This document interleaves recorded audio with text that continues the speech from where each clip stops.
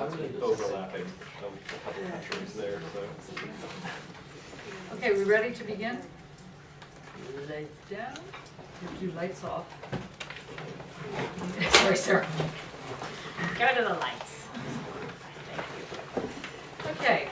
No, they do the other ones. Very good. There we go. Isn't that nicer? Do you think it looked better? You know, there was a very famous actress named Ruth Gordon. I don't know if anybody's ever heard of her. Has anybody ever heard of Ruth Gordon? Anyway. And Ruth Gordon, look her up. She's great. She was in Harold and Maude. You know that? Oh, yeah. Yes. Oh, Joe. Thank you. Sorry. Maybe a little entrance there. Is she Did you Maude? forget your coffee? Yes. Oh. Yes. Are you going to stay? I'm doing a tutorial first. Okay. Thank you very much. I didn't mean. Did you get my text? Oh no, no. Yeah. Oh, Hello, everybody. Hello. Private moment. This is Jo Longhurst. Does everybody know who she is? She's the most wonderful fine art image person. I don't want to use the P word.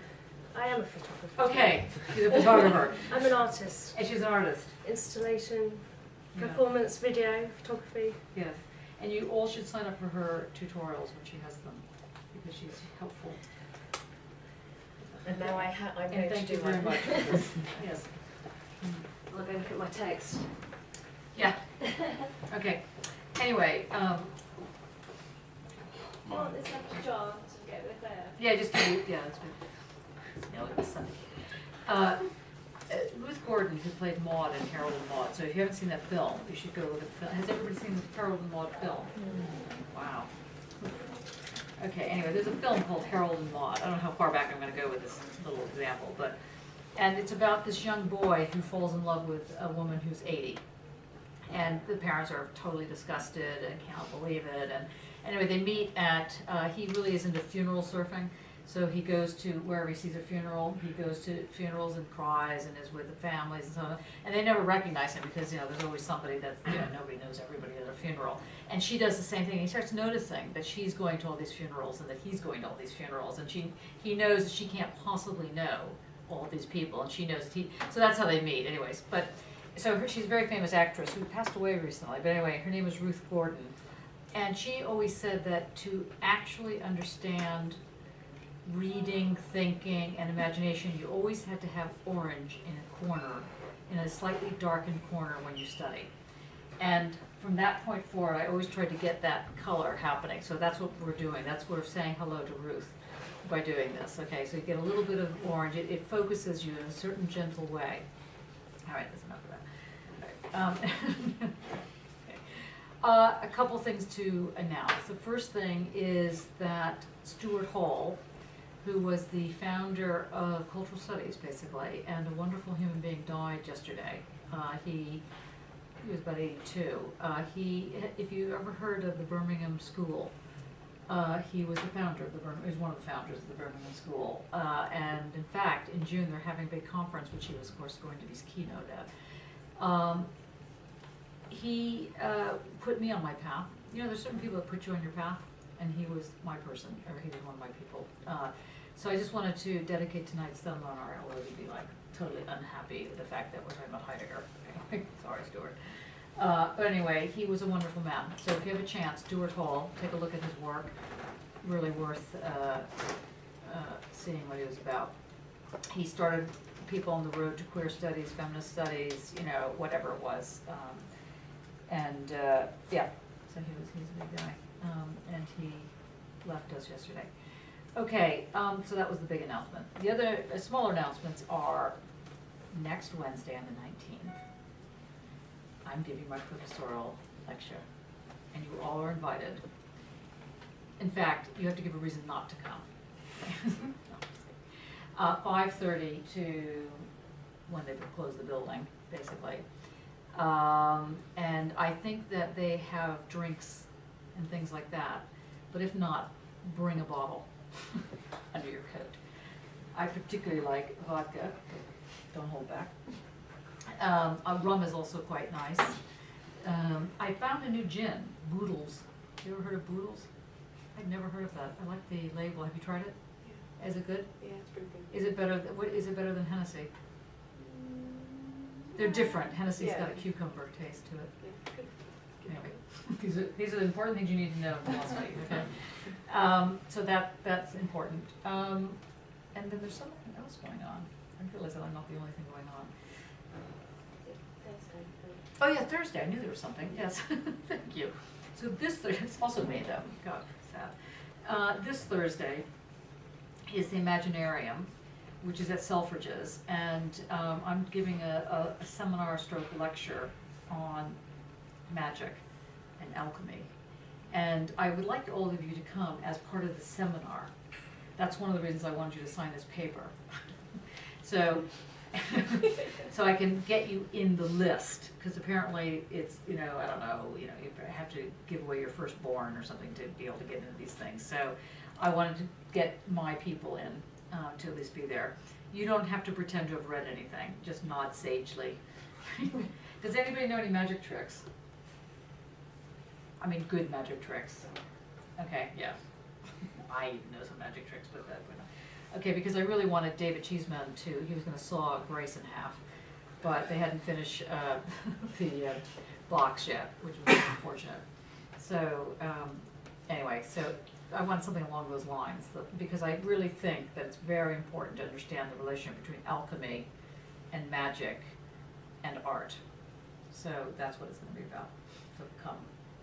What time is that? 4:30 to 6.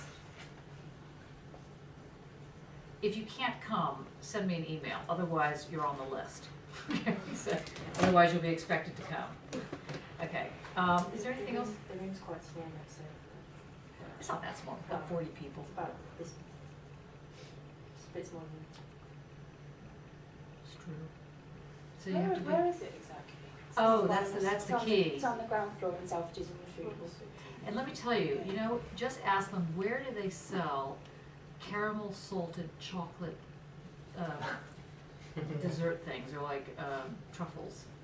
They're profound. It's right next to that. Okay. I may not make it. Yeah, I know. Oh, you may not make it because you'll be stuck with the caramel, Exactly. salted caramel. Everybody else seeing me as their. Yeah, I Is our know. chair blah. That's right. Yeah. Also next to where they sell pre-mixed cocktails, have you seen the jars of pre-mixed cocktails? I didn't get that far. Amazing. I stuck with the chocolates. It was really If sad. there's a jar of old fashioned, that's just got my name written all over it. So you can't see them, it just look like these big kind of I don't know, weird jars. Okay. Alchemy. Okay, now let's focus. Okay, now, so that's on Thursday in Selfridges. I think it's kind of interesting what they're trying to do, which, apart from just getting into Selfridges, is to think about the relationship between being an artist and shopping and consumerism. I find that interesting. Not in the kind of old, stuff starts driving me crazy. If someone knows how to make that stay up, that will be really wonderful. It's a task. I give this to you as a present. Well, you get some pins and just slap it into the ball. Okay, because that would ruin the poster. Okay, so you get. Although I have to say, holes in it. it creakling like this is not helping it. Is it magnetic? So No, it's not magnetic. not Well, metal, just- it's not metal. Oh, the edges are metal. You tried glue dots as well. Glue, I it's have the some. same issue. No, they're like It's little- pins. They come off things. Oh, do they? Oh, it's like glue tape. Museum Okay. glue dots. I have some upstairs. Okay, good. Okay. I count on you later. Okay, all right. Now, you know that the 25th is the book review. I would recommend that you do Identity and Difference because we're doing it for the next 3 weeks. However, if you want to challenge yourself, you are more than welcome to do anything else on that list. Were you doing Nietzsche? Yeah, you're doing Ecce Homo. But anyway, so the list is quite a good list. But if you have any question whatsoever about this book review, don't hold back. I need to know what's going on with your minds on this. To remind you, it's a book review. A book review does not mean I liked the book, I didn't like the book. It's irrelevant what you think about the book. Not that I don't care about your thoughts, but pretty much I don't. What it's really about is about the analytic side. So you want to come up with what is the argument, what is Heidegger or Nietzsche or if you're using Kathy Acker's, The Sailor, the Lust Story, or any of the stuff that you're looking at, what is the argument they're putting forward? And by argument, the word argument really means, the translation of that is, what's the plot? So in other words, not what's the story, what's the plot? So if I said to you, what is a fairy tale that people know in this country? Nobody has a fairy tale. It's a very sad country. Okay, Hansel and Gretel, German fairy tale. Okay, that's fine. We'll use that one. There's the mother and the goose, right? Or the anyway. Let's use, everyone knows Hansel and Gretel, right? Okay, so Hansel and Gretel, the two kids go off.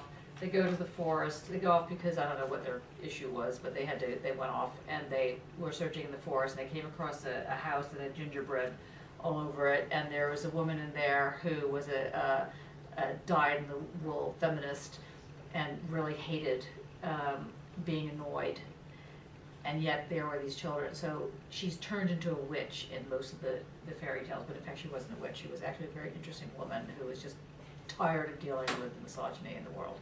I digress. Anyway, she gets turned into this witch, and the witch is this nasty person who eats children, which is, you know, you have to admit, is like pretty racy for a children's story. Anyway, so this pedophile, who is also a cannibal, who specializes in children, wants to throw them in an oven. They tell this to children at the age of 0 or whatever. And the children realize sort of what's going on, and they keep saying things like it's not hot enough, the oven, and when the witch puts her head in because she says it's too hot, they kick her in and they shut the door and she burns to death. It's a great story, isn't it? Okay, that is not the argument. What's the argument to that story? I just told you the story. Now what's the argument? Feminism. Don't go in the forest. Become a feminist. Try not to become a witch at the same time. Don't be a cannibal. Don't get eaten. You think this is? I would say the like sort of meaning of the story is anti-feminism, be one of the flock or be a witch. And then how would you support that? I would support that by saying that because she's outside of sort of the societal norms and living out here on her own. And it normally has like a big large pimple on her nose or something like unattractive. Right.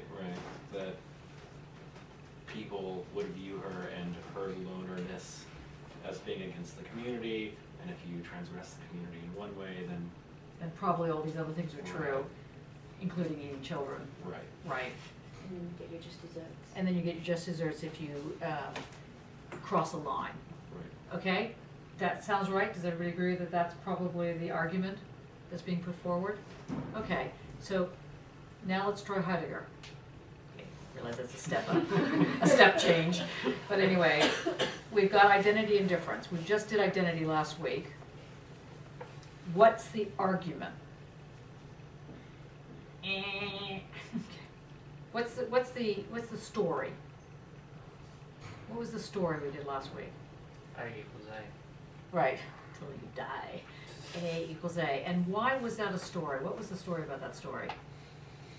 The story was that you actually the equal holding the small b being and the big being apart and together.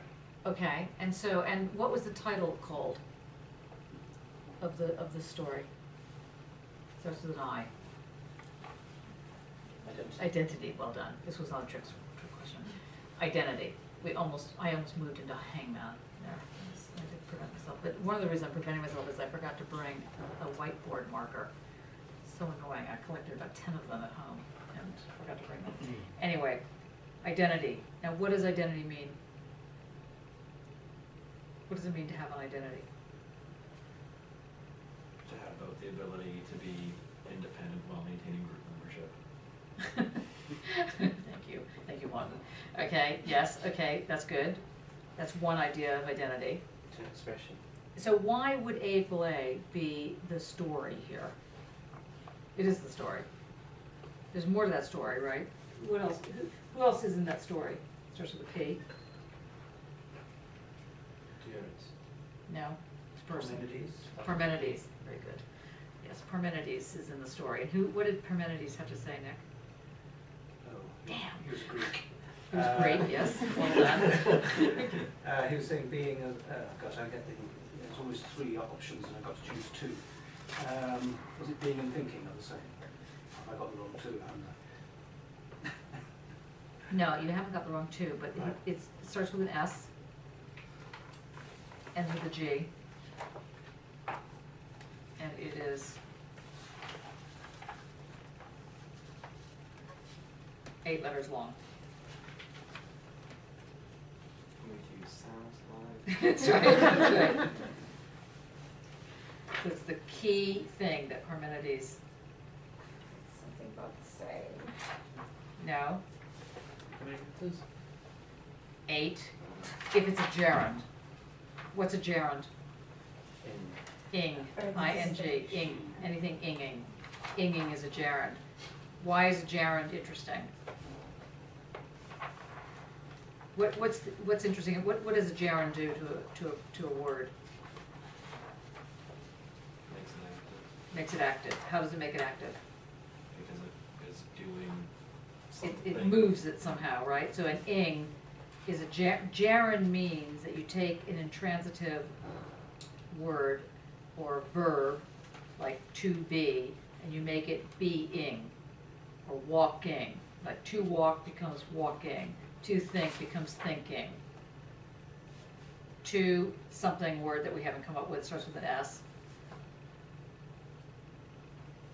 ends with a G, because it's a gerund. What does Parmenides do with this? Belonging. No. Yeah, that starts with an S.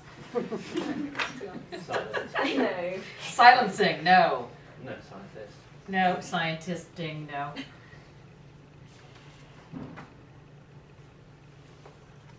Starts with an S.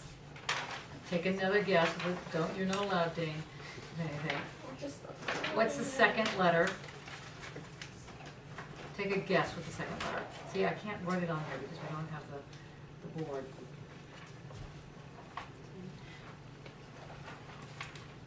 Okay, there's only 26 guesses. T, wrong. Okay, so we've got part of the hangman happening. Parmenides should immediately make you think of something. Nick thought it was being and thinking. Close.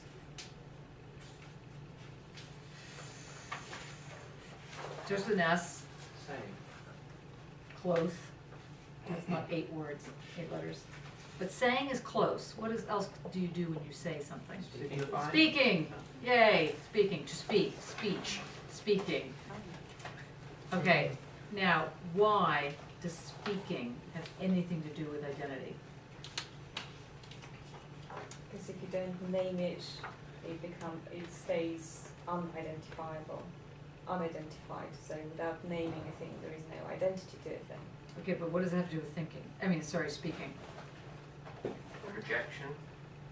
Close, very close. Speaking does what to an object? If an object speaks, what do you have to do to say it by the phone? 1 second while you're thinking here. I'm sorry, this is Hi, Lawrence, I'm really giving a seminar.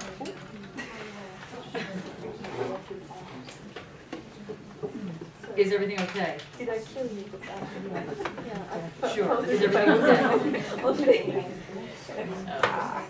Okay, but, it has to be 7:30, 7:30.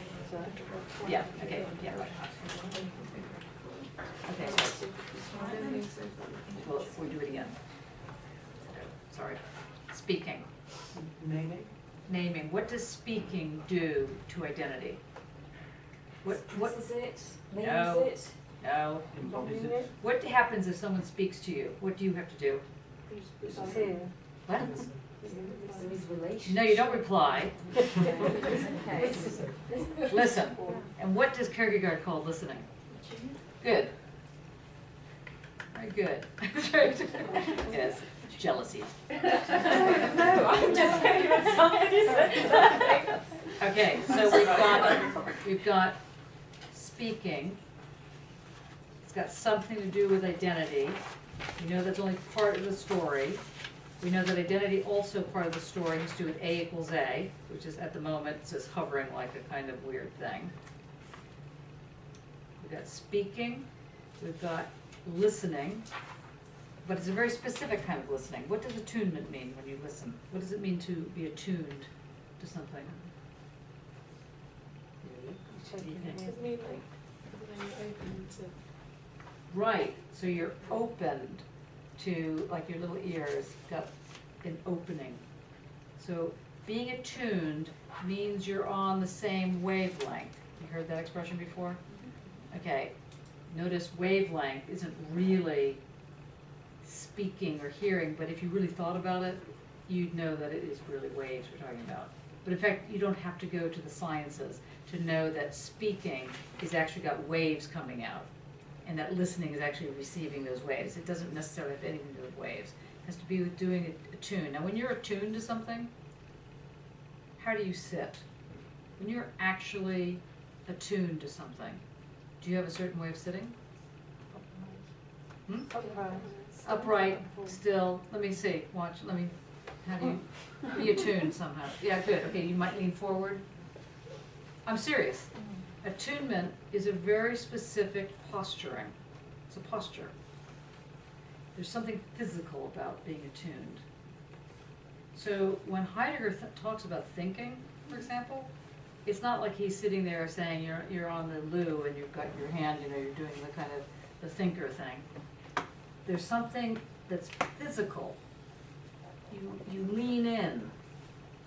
There's something going on. So to be attuned to something that's speaking is to already be engaged physically and to be open to being physically moving toward the thing that's speaking.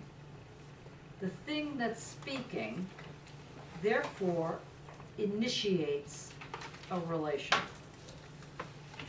And what's the relation that the thing that's speaking initiates? It's the one between speaking and attunement. This is the first bit. Belonging? What's that? Belonging? Yes. Actually, that wasn't a question, Okay. but you're right, that's the answer to the question I was going to ask, which is, what names that relationship of leaning in and being attuned? It is the way in which a belonging gets established, this kind of move. So far, I'm telling you the story of what he's written. I haven't told you the argument yet. So we're leaning in, we're hearing, or we're not hearing, we're listening, which is a different thing. We're listening and we're becoming attuned. And when you tune, anybody play music? When you're tuning a musical instrument, what does that mean? What does it mean to tune something? Once again, I turn to you.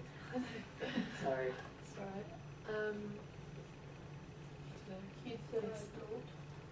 You hit the right note. What does it mean to hit the right note?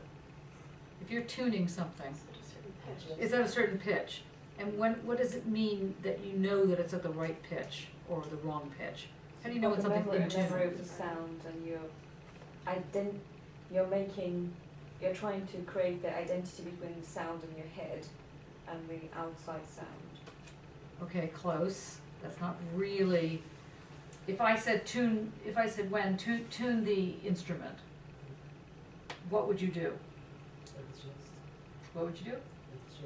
You'd adjust it, but to what would you adjust it? How would you adjust it? You would cheat and use a tuner, but that's fine. To each other.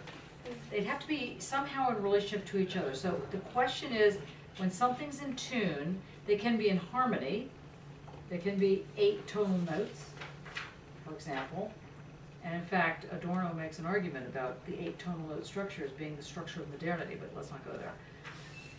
There's something about the way in which the environment suggests that you must be attuned to it. And the attunement that is required, the tuning in, means that there's a way of making a connection to that which is speaking.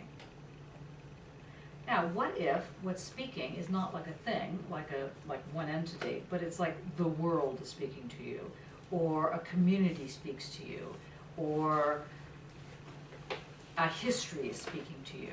See, it doesn't have to be the one item. A whole culture could be speaking to you. You're tuned in, you're attuned to it. Let's say you're attuned to being Russian. You're here, but you're attuned really to the culture. So you're seeing it, you're hearing it, you're feeling it, wherever you are. So it's very important to understand that that which speaks does not have to be a person. It doesn't even have to be a single entity like a coffee cup. It can be an entire culture. You hear what I'm saying? Can you see? So there's a leaning in, and there's a speaking, and there's a connection. And when that connection is made, you've got A equals A. You've got an identity. That's the story. What's the argument? What's the argument that he's making about that move?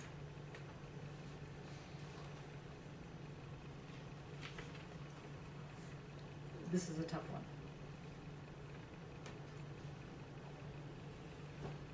Okay, we'll wait. You said that equals a problem. Well, it's not a problem. It is. Yeah, and what, the equal thing that is also, I'm so sorry I don't have my pen to draw. Does anybody have a whiteboard marker on them? So, The is. So A is A. Notice he's not saying A equals A. He's saying A is actually A. Again, if you are attuned to the speaking, blah gets stuck to blah. So Natalia, in fact they're both here now, get brought into Russia. Okay, they're rather interesting. But also, it's not just that one other that you are attuned to. You are attuned to so many different things. So your identity is built up out of all these links to belonging to all others. So it's a very, very fat is. All- So the all- equal all- sign, which looks like that, doesn't really work like that. Well, I would draw it like that. There is A, and equals are all over the place. Well, not equals really, they're eases to express that belonging. Okay, now I want you to draw it so you have one is. Okay. I'm sorry. This is the nature of the test here. This is what he's talking about. He's not talking about 50 million is's. Yes, but then Okay, no one can see You're it at never- this end. you're never one thing. That's So true. I cannot see how A can only be equal to A, or A can only be A, A is, what's the rest of it? Okay. because I disagree. A is A, and A is They can't see behind your head. A1, and A is A2, and But he's A not saying is- that, is he? He's saying A is A. But wouldn't it be, I think what you're getting at is like intersectional identity and how it should be more maybe like A asterisk, 0 is But he's not A saying that. asterisk. Yes, that is what Natalia is saying, and that's Right. not what Heidegger is saying. Right. Is it saying that A can't actually be defined because that you can't ever have a definition because it contains so many No, he's actually saying A is A's? A. So A is A, yeah. Okay. Isn't it in that moment of attunement there is no difference between the A, the small b and the big B? yes. And that should be silent for a moment, because nobody has understood what you just said. I don't mean to be mean, I'm not saying that nobody, Dane, doesn't count either in this situation. Okay, A, you do count, but not here. Okay, A is A, so he's saying, now it does sound a little tiny bit nutty. It's like, we got an A, we got another A. So I'm saying Natalia, Russia. But you're saying Natalia, Russia, artist, shopping, right? You're saying there's different forms that make up this thing Well, called identity. well, all other A's A's, yeah. make up this other thing called A. Yeah. And why wouldn't what you're just saying now be in the equation A equals A? Why do you think he's talking about a homogeneously formed sealed thing called A and another homogeneously sealed thing called A? Why can't one actually think this ocean called Russia and this ocean called Natalia get stuck together? So those Well, things are because on both sides of the equation. So you've got Russia and artists and whatever. It's actually on both sides of the equation. Well, yeah, because they're equal. Yeah. So you're just saying that one group of things, which you can't really define, but which is the totality of an identity, is the same as all these things you can't really define, which is the same as identity on both sides of the equation. So warm. So So warm, but wrong. Close. So close, really close. Think about it again. Try and re-establish. We've got A equals A, and how you're thinking about it right now, with the exception of 3 people in the class, how sounds like it's being thought through is that there's a solid thing called A, which is linked, like, it's like, you know, let's pretend we have another one of these on this, let's pretend this is the same thing, that there's solid entities and they're stuck together. Can you think about these two things as not being solid? We're talking about speaking and hearing. How solid is that? You're thinking about tree and leaf or something, or whatever. Tree and tree. He's saying speaking and listening. Very different animals that are stuck together. You want to be attuned so that you know what's going on in a work of art. You have to lean in. The work has to speak to you, and then there's a kind of prism that goes on. That makes an identity. But these things get pulled together. They are not closed. So the thing that pulls things together is called the is. You got that, right? So animal, or let's say, you know, Russia is Russia. And we could change that. Russia is Natalia. And we could change that. Russia Olympics is, I don't know, Putin. Nightmare. That's right, at this point.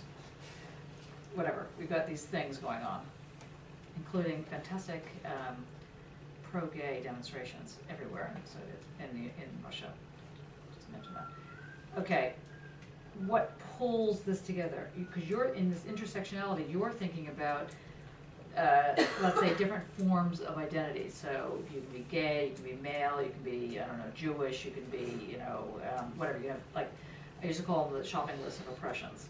Yeah. You could be, you know, a person of color, you could be lesbian, you could be Jewish, you could have children and a single mother, and then you just have your entire shopping list of oppressions going on, right? Well, what I was getting at is that I think there's a difference, and I don't think they're mutually exclusive, that you either have intersectional identity or you have closed loops of A equals A. I think A equals A exists in each of those intersections.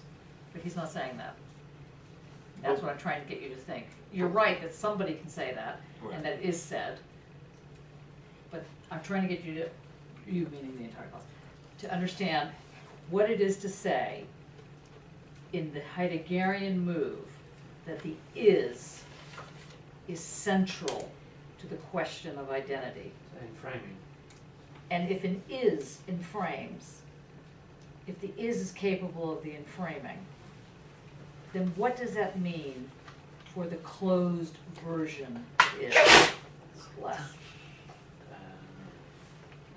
If the is the terrain, the so-called ground, is the way in which something gets made into a belonging, if the is what is the thing that forms the way in which something can happen, what does that say about your is? Is it a, I'll give you a list here. Is it a closed is? Is it a multiple is? Is it a heterogeneic is? Is it an empty is? I just can't stop thinking about the, oh, what is it, the, like, Hoffman with the blanket thing, the blanket in Yes, I Heart Huckabees. yes. Yes, we're not gonna go there. I know, that's just what I'm thinking Just- of, the way that you're explaining it, it's just. Let's try it again. Is, let's think about an is. Everybody put is in your head. Is this is that's in your head able to be inhabited or not? First question. Second question, if it is able to be inhabited, is the inhabiting of the is closed or open? If the inhabiting of the is, so if you can inhabit an is, and if the inhabiting of the is open, is that openness heterogeneic or homogeneic? Yes. How did you know other than guessing? Because, And we're 50% correct. yeah, Yeah. that's easy, yes. How did you know that the is heterogeneic and inhabitable and does this magnetic thing? Because it's that shopping list of things, you can be multiple things at the same time. The shopping list of impressions, if you put it. Sorry, that's quite cheeky on my part.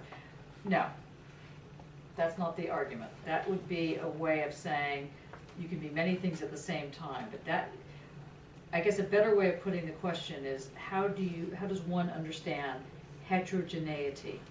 How do you understand this thing called heterogeneity? Don't answer that, Mark. Mike. That's because I'm you're, Mike. you're Mike, yeah, just. It's my identity. That's right, Mike. So well done. Tell me. Well, he already did answer it, that's the thing. I was gonna say Spike is how it started coming out, and then it came out Mark, but anyway, Mark, Mike. Okay, I might call you all the same names. I love you all equally. My father used to always say that to us. You'd never get my name right. I was like, you know, there's only like 4 children in the family, honestly. You know, like it's not like you have 1,000 kids. And he said, yes, I love you all equally. Like, oh, that was a very good comeback, actually, for like not remembering everybody's names at the same time. I will use that now. Okay. The is in the Hegelian model. What happens to the is in dialectics? Where does the is go? Between thing and no thing, Yes. So what happens if you try to grab the is in the Hegelian logic? It's always, you always It assume. goes away. Keep missing it. You grab it, go somewhere else. You want to go to the is, it's now the future. Or it's the past. You can never be in the is. The minute you're in the is, it goes away. How does he get to that argument? I've described to you what happens with Hegel. How does he actually make the argument that you're never in the is? The immediate. Right, okay, so he starts the argument between, you start with the immediate, that, as I say, the not mediated, and the only way you can understand the not mediated is to do what with it? Is to mediate it. Okay, that is to say, to mediate it, and therefore have it go through this whole rigmarole. So, who are the theorists, the artists, the people that we're having a little discussion with secretly that believe this? Zizek, for example. Have you not read any of his work where it says, you know, the lost, you can never get to the object of your desire. The moment you try to get to the object of desire, it goes somewhere else. Well, that is based on Hegelian logic. Because you can never be in the is. You can only be approaching the is. And Heidegger is saying something completely reversed. He's pretty much saying you can only ever be in the is. The only way that you can be an artist is to be in the is. Hegel says says you have to approach it, and you grab it, and it goes, beep, goes away. Heidegger is saying that is nothing to do with meaning. It's a very interesting rational argument. Give it all of these honors and bury it. What Heidegger is saying is that you want to know about how to think, you need to understand how attunement and how speaking operate. Boom. They get linked. Now, sometimes the speaking is the Dasein, and sometimes the speaking is the attunement. It's not like the one side is always going to be the speaking and the other side is always going to be the attunement. And sometimes the attunement and the speaking are on the same side, and something else is on the other side that brings it together. So the clue here, or the key here, or the thing that is important to grasp here, I might have gone too fast, but I left out the grasping itself. The thing to try and hang on to is the way in which this belonging gets established at the same time, at the exact same moment, of the ability to want to be left alone. So the things that are being drawn together, if they were so able to be drawn together so tightly, so magnetically, what would prevent them from collapsing in on themselves and having a big black hole? What would prevent that? Heidegger is saying that the thing that prevents it is exactly the thing that also makes it belong, which is the ability to be able to not belong. Or it's actually not so much not belonging, but wanting to be alone. So this ability to be drawn in is stopped, not because there needs to be some form of mediation or because you can't mediate or whatever the problem is. It is because the drawing in, precisely because it doesn't become completely flattened and into itself and submerged and turned into a whole transformative moment, precisely because it doesn't do this, means that somehow it's able to be kept apart. So the A equals A is brought together, but not so close together that it becomes one. The A equals A gets close, but no closer. So Heidegger then adds, why is it that it doesn't collapse on itself? You're listening, you're listening, you're listening, you're listening, you're listening. How do you not just become a dust? Just go into a black hole and all that. How does that happen? What prevents you from doing that? He's saying there's something that happens at the exact moment of the belonging. There's something exactly that's preventing the total annihilation, the total collapse. If you have total collapse, you don't have A as A. You lose the is. Is this the appropriation? Good. Yes, can you explain that? No, I don't think so. Okay, well, yes. The event of appropriation is sort of singular event, which Yeah, within yeah, you're the getting there. framework of technology, I do. Okay, very good. We'll keep event of appropriation hovering. Okay. Okay, as one of our little hovers. Where does this perdurance thing come? Yes, it's perdurance. To me, the event of appropriation sounds like that final coming Collapse, together, which yeah. is in danger of collapse. Everything's always in danger of collapse. Everything is delicate, sadly. And at the same time, it's so not delicate. So the question also becomes, how come sometimes it's delicate and other times it's not at all delicate? What makes it have this ability to, its identity is forged in the moment of its being able to come together and stay apart? So he's talking about a very odd move, and you're right, it is about the event of appropriation. We'll let that hover for a moment, and you're also right, it is about perdurance. The word perdurance has what word inside of it? Durance. And what does durance have to do with? Time-based. It's a time-based thing, yeah. And if something is durational, What does it mean to say that it's durational? Yes, so Right, so it, you know, it has a length. Now, think about the word length. Sorry, I'm not trying to make your brains hurt too much. Think about the word length. What does it look like? space. Yeah, so it can go in a direction, let's say. So perdurance is directional. Its length is determined by its direction. You might even want to say that length is direction.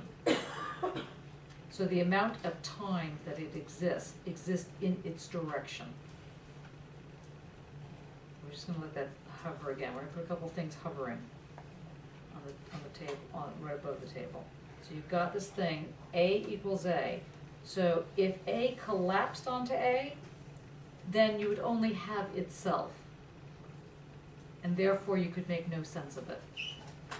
But you can call it an A and say that this other thing called A belongs together because there's something that holds those two together. And the something that holds those two together is the present, is the is. And the present has dimensions, has a multiplicity to it. And the multiplicity that the present has is like no other multiplicity you've ever come across. Because it's not arithmetic.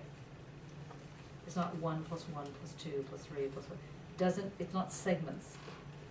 It's a multiplicity that is based completely on the notion of difference. But by difference, the thing that can establish difference is that it has to be completely other. Not just sort of other. It can't be like the other side of it. It can't be like the antithesis in the Hegelian movement. In the Hegelian movement, you have thesis, and on the other side of thesis is antithesis. And for Heidegger, it's the same thing, only different. You're saying, you know, thesis, antithesis, antithesis, the same thing. What would be completely different? What would be completely different from the number 1? Completely different. Now 5, for example, is not 1. 5 is 5 versions of 1. Okay, because we'd use a base 10 to make that sentence. Like if we were using base 60, we'd have a different number. But we're using base 10, not to throw it off. So you have 1.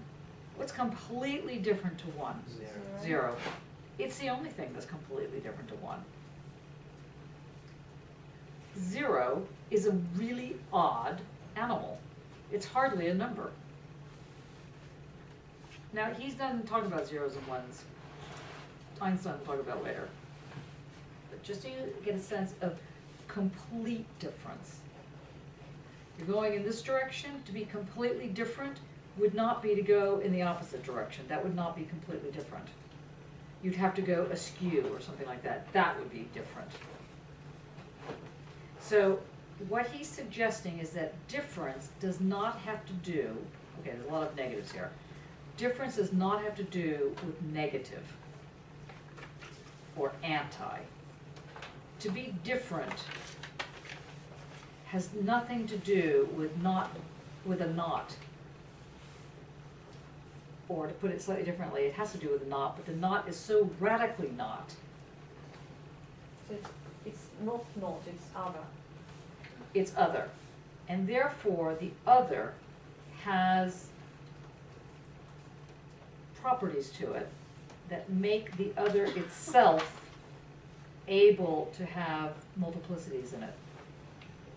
So the is that sticks these two things together is not this vacant lot. There is a materiality to that is that sticks it together. Can I ask, is difference then part of the is? Yes. So all the variables in the equation, A equals A, are within the is? Very, very smart. Yes. Yeah. Good. Do you want to figure out how you got there? Yeah. Well, yeah, you've got the two things which are the same. You're trying to balance. Right. But within what we've been talking about, there's so many variables, so many things which are different, but they can't be within A because A is on both sides, so they must be within the is. Good. Is that right? That's absolutely correct. Okay. Now that is the description. What's the argument?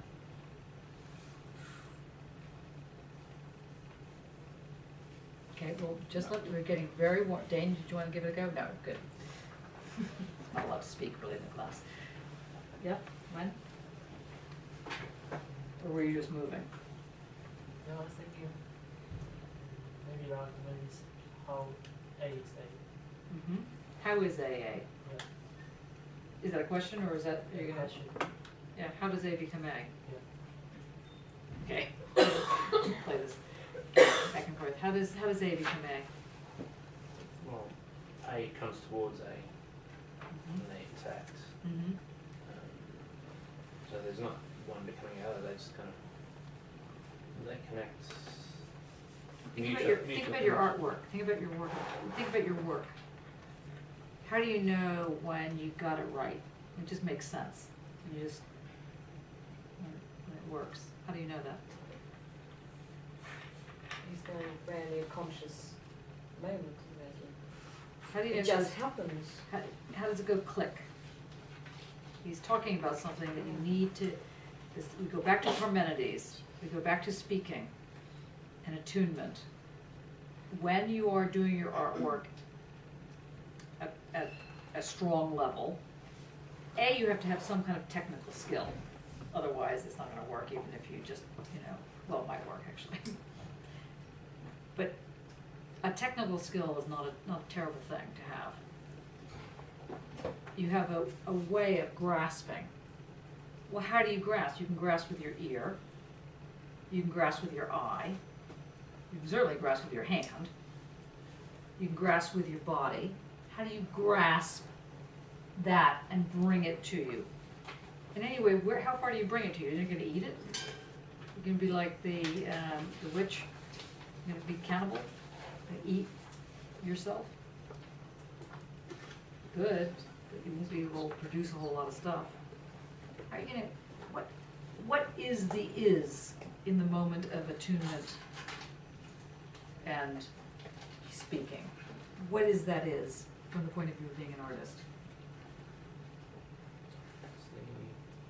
The framing again. So No. 4 words. that is, No, 4 words, not 4 letters. One of the 4s. Okay. Not good enough. What is this thing between, starts with a the? the event of appropriation. No. 4 words, 4 words. Actually, it is 4 words, and in fact, you could argue that that's what that is. So, that's true. But what else is it from the point of view of being an artist? The second word sounds like labor. It doesn't sound like labor. It is another word for labor. Work. The work of art. The thing that gets produced between attunement and speaking is the event of appropriation, is difference, is the work of art. So unlike with Hegel, who puts the work of art in a kind of trajectory of transcendence, where not surprisingly philosophers are the highest, the next version is artist, so on and so forth, and down it goes. For Heidegger, this is a crazy way of doing it. It's a crazy hierarchy. It works logically, but as we know, art doesn't work on this rational level, which is not to say that art works on an irrational level, which is a mistake a lot of people make. You do not have to be mad to be an artist, though it helps. It helps because often when one is in the mad mode, all your enframings are down, and so you're more attuned to the speaking. But unless you are really good at this, it's a little difficult to then get the skill level up in the moment of madness. Ask someone like Francis Bacon, whose madness really helped him on one level, but didn't help him really. It's this attunement that you need to get a sense of. You want to do great work, or even okay work? Be attuned. This attuning, this thing, the attuning to the speaking that creates the is, that creates the belonging. But if it got completely flattened, you wouldn't have an is. You wouldn't have a work of art, you'd have illustration, you'd have description. So part of the argument that you need to figure out how to make is the way in which this body gets presented, gets presented, gets made present. The bringing forth, as he will say. The bringing forth of the is.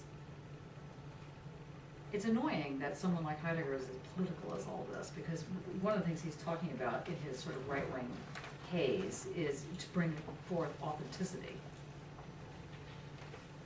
It's slightly irritating, so just remember this aspect. But on the other hand, someone like Foucault will take this notion of the bringing forth and talk about stylistics of existence. You want to invent who you are, since who you are is an invention anyway. Remember that the inventing of who you are requires a relation and a very strong knowledge of this is pool, the pool of is. That sounds odd. This environment. And you're not just going off, you know, I'm going to make myself who I am. This is not rugged individualism, Ayn Rand stuff. Have you ever heard of Ayn Rand? A-Y-N Rand. Okay. It's not like I'm a rugged individual and I'm going to go off and see who I am and make who I am and blah, blah, blah. This is more saying, understand how this is lays before you. Question. Yes. In a way, though, isn't this still functioning in the same sort of Western mode of erasure, and that idea that if all of your difference is in the is, A is A,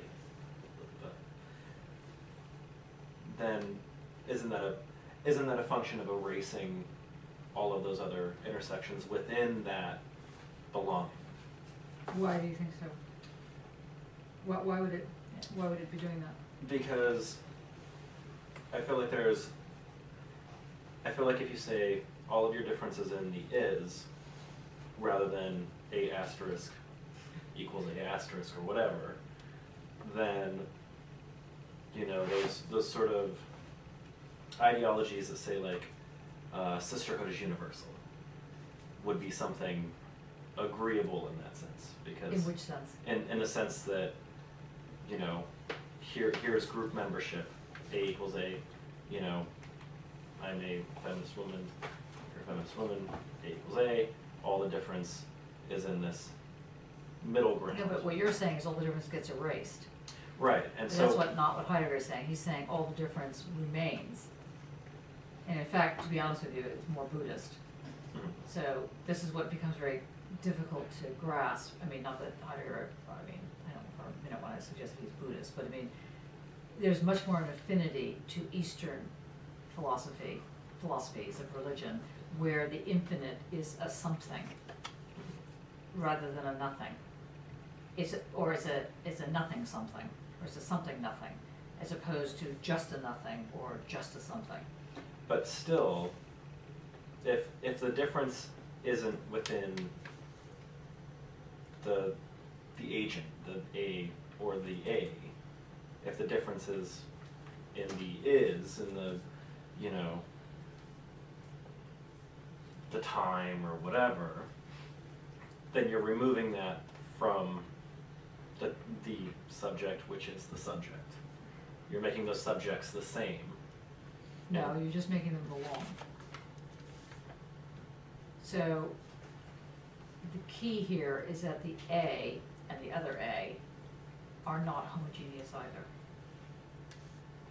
So it's not so much that difference has to only exist in the present, in the is, A or B, that's probably not a good thing, you know, in the is, or on the other hand, that it only exists in the kind of subject thing. There is no subject and object. There is simply the relationship of attunement and speaking. And that, in itself, already has difference and holes and things, and they're operating very much the same way that a segment would operate, like a 1 or 2, or 75, or whatever, so, you know, different things. Whereas this is, the hard thing to get your head around, there's several hard things to deal with here. The first difficult thing is that the 2 A's are themselves not solid subjects. Okay, they are the same by virtue of the fact that they belong. Okay, we are the same because we belong together, let's say as humans. But he's not suggesting that there's a general set theory, a wider set theory around which we are under this group. We belong because we're able to have a connection. That's why we belong. We don't belong because this thing called human nature puts us in a universal category, and so under that we belong. So he's criticizing that. It's simply that there is this link, this form of belonging. So the first difficult thing to get your head around, one's head around, is that the A equals A are not solid things. The second difficult thing to get your head around, one's head around, is that the is that holds it together, this equal sign, is also heterogeneic, or is radical difference, or as Nick said, perdurance. The third difficult thing to get one's head around is that together this forms a completely odd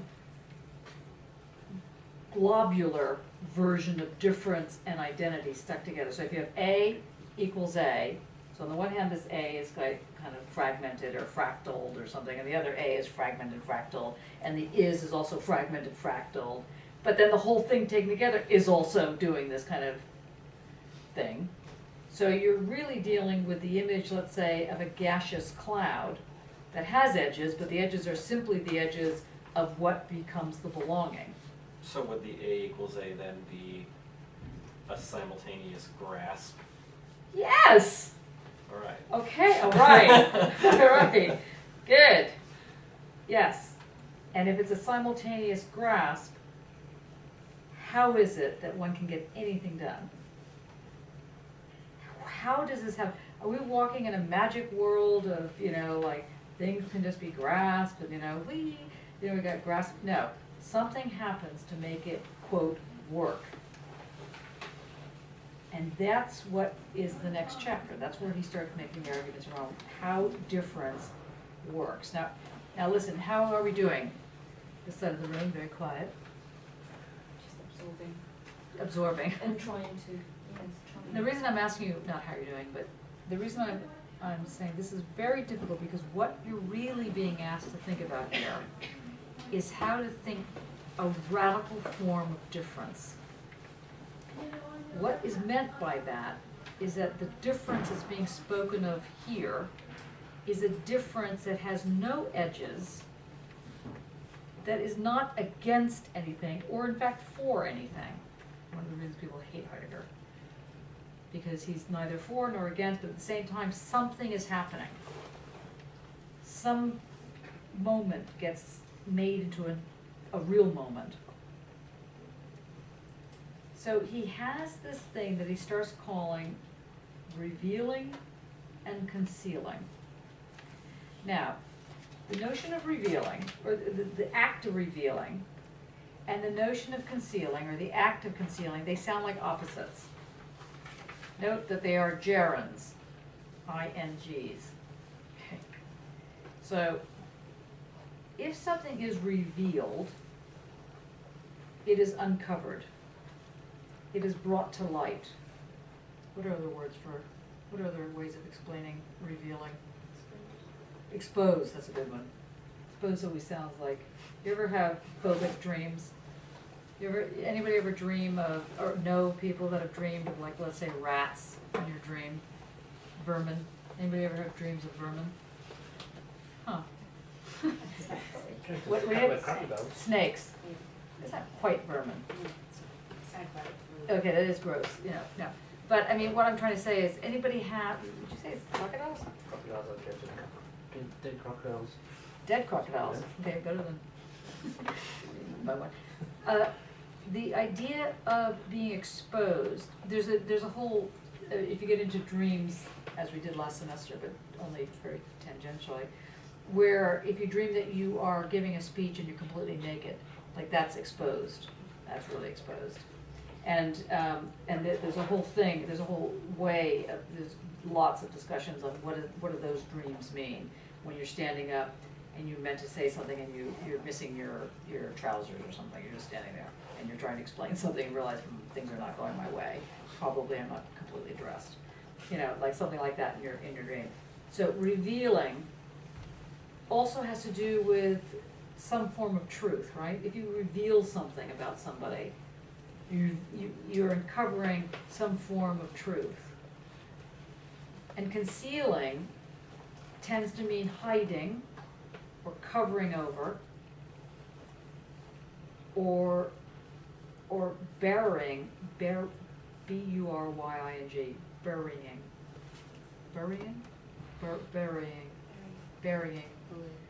Burying the truth. You're burying something, either because it's precious and you want to keep it hidden, or because it can't be spoken about as the secrets that we talked about last time a little while ago. There's a hiding going on. And hiding, again, the etymology of hiding is both skin, your hide, and it's also covering. But the skin itself is a surface. So we're going to start applying it. So revealing and concealing, they're all forms of surfaces. Can we not call revealing as unconcealing, and then they are part of the same, because you cannot reveal revealing something which is hasn't concealing. been Sorry, you're right. If revealing is part of unconcealing, yes, they're part of the same. So that's not, he's saying something else then. That's why I want to be very clear about the revealing, concealing. That it's a little bit, it's not a whole lot more complicated than that, but it's a little bit more complicated. In the sense that think in terms of surfaces. Don't think in terms of ground. The ground is ground. It's a groundless ground. Don't go there yet. You're right, this is a groundless ground, that's exactly right. But just think of a surface. Just in your mind, think of surface. When I think of surface, I think of going into a hotel room and listening to air conditioning, which I happen to love to do, which is quite sad, really, to announce this to all of you. So I've just revealed something about myself, but in fact, in revealing this, what do you know about me now? Nothing. You know nothing. So there's something about the revealing that maintains a concealment. It's what I call in my own work discursive whoring. Tell everything, reveal nothing, or reveal everything, say nothing. You can expose yourself completely and you still won't say anything necessarily. You still won't necessarily be in attunement. So let's go back to this. I do think when I hear a surface, I like hearing white noise, the kind of air conditioned noise, or there's a little bit of that noise going on, but at the moment it's annoying me. But it's this kind of noise that forms a surface. So think of surfaces not as something that's the top of this table, which we know is a surface, but think about surface like atmosphere. Think about surface as glue. Think about surface as it is. And these surfaces that Heidegger is getting at is going to allow for a way to inhabit an is. And he calls that form of a surface, starts with a D, ends with an ing.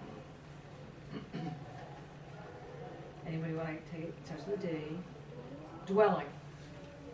So the dwelling, or the clearing, is again part of this is. It's all different forms of surfaces that is going on here. Now, I ask again, can you attempt an argument here? So far, what we've done is present a description, a complicated description of the story. What's his argument? Is anybody ready yet to launch into the argument that's being said here?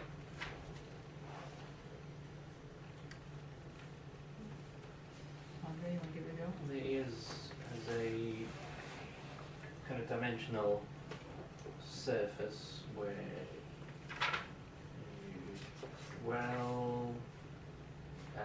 but there's a temporality about it as well. Right, good. So the argument is about this thing called an is, and the is has parts to it that create a dwelling and a clearing. So a dwelling, you sort of hang out in, right? Google Hangouts. A clearing kind of means you're not hanging out there. But a clearing can also mean the thing that you do before you start to hang out. Clear your mind, clear the area, clear this table. So a clearing also allows a parameter to get set. A dwelling implies that there's a parameter of some kind that allows you, or something that necessarily is not necessarily the you, but let's say an entity, a little b being, to sit, to be. So one thing is belonging, the other thing is just to be.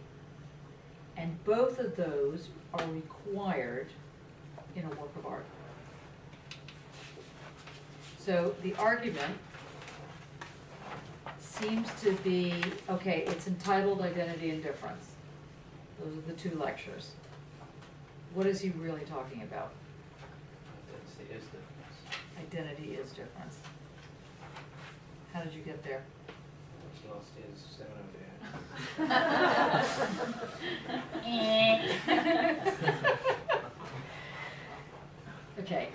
Okay, note to Andre, okay, do not give away your trade tricks, okay? Always a bad move. No, just kidding. But how does that happen? What does that mean to say that? It means the is operates as the, well, it's the kind of attraction and repulsion. So it is the So give me an example. How would that work as an example? So this is still an example. It's not a work yet. In your work, what are you working on right now in terms of your work? photographing in the museum's collection centre. And what are you photographing? Objects that are incongruous to each other but yet seem to be displayed. Like what? We've got a masthead, found a masthead displayed next to 3 racks of valve tube amplifiers. Okay. So they're completely incongruous, but how did they end up being there? Was there some kind of decision made as to how they ended up there, or was it completely and how do they stay there? Yeah, and what opens up because of they being there? Right. So so they don't belong there, but they are next to each other. So they are kind of belonging there. Yeah. Okay. So how does that have anything to do with difference then? Well, And don't think that because they're not exactly the same thing, that's why they're different. Like if I poured this out here, a few things. She's pouring liquid again. I know. I can't help it. Okay. Now, if I did this over here, they're together. But don't think that these are similar or the same even because it's coffee and but if I poured this on top, so now it's just a bigger version of itself. I wouldn't say that that's comprised of 2 types of drops. It is the same drop. So this is a very convoluted example, I can see this now. But what I'm trying to say is that in your scenario, trying to put things together in a group, just because they don't look like they ought to belong, doesn't mean they don't belong, right? Yeah. So how does Heidegger make the leap so that it's not just that this one's over here and there's this space between them and that's what makes difference happening? How is it that they're both belonging and different? If you're talking about like chords earlier, the harmonies, Mm-hmm. if things are in relation to each other, Yes? would it function in the same way that if identity is that sort of mutual grasping, that grasping can only happen in relation to difference, or in relation to otherness? Okay, so otherness in this example could be the same thing as difference, but the advantage of using the word otherness in this situation is that otherness tends to create a positivity of sorts. And therefore, whereas difference seems to be a negativity, it seems to be a void. So if the thing called other is a something that is made up of sort of not real things. She's fainted. I can't keep up, literally. Ugh. Sorry. I'll post it really honestly. Whatever those glue bits are. If this thing called otherness, and I'm nervous about using the word other, because we spent all last semester trying to remind you that Jew, gay, female, black, whatever the list is not other. Other is something else. Other is that which does not fit in because something else is going on. It names something else, this other, which is a not reality. It's a not existence.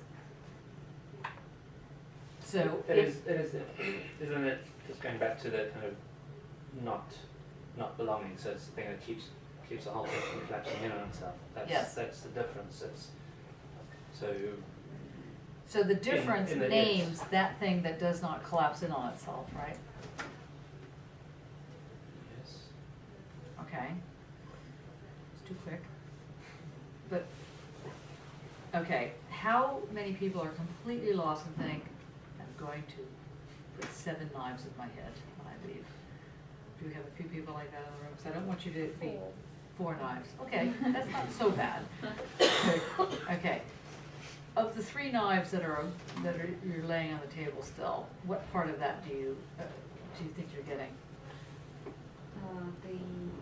The facts. Well, I'm trying to accustom myself to the idea that is a multiplicity. Good. Okay, So that's.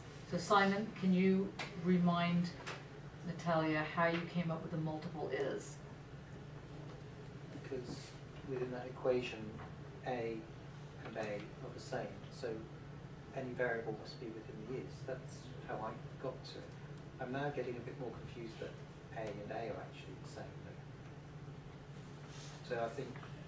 You're getting confused that they are the same thing or that they're not the same thing? Well, yeah, the way the discussion's been going, I'm kind of thinking that A and A are actually different anyway. Well, let's say I said this is equal to this. They belong together. Okay. All right? Now, this is not rocket science. This is a plug. This is a coffee cup. But in the example of they belong together, something is making this stick. They are man-made objects. No, that's a set. Okay. That would be a general set. That would be like when we were saying Arch and I are like belong together because we're human. That's not what makes us belong together. This is, or that's not given Heidegger's move. Let's use Einstein's move. That's easier, believe it or not. Einstein says. Einstein says E equals mc squared, right? Or we know that equation until the cows come home. It is not to say that there's this bigger set called, I don't know what, movement. It is to say energy belongs to mass times velocity squared. That's what that means. Mass times velocity squared doesn't look like energy. Well, maybe it does look like energy, but in fact it might just look like this. This is your energy, or maybe this is your energy, okay? This is your energy, and this is your,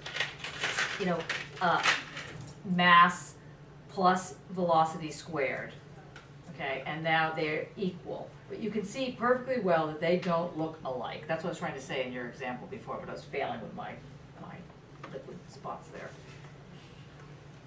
E equals MC squared.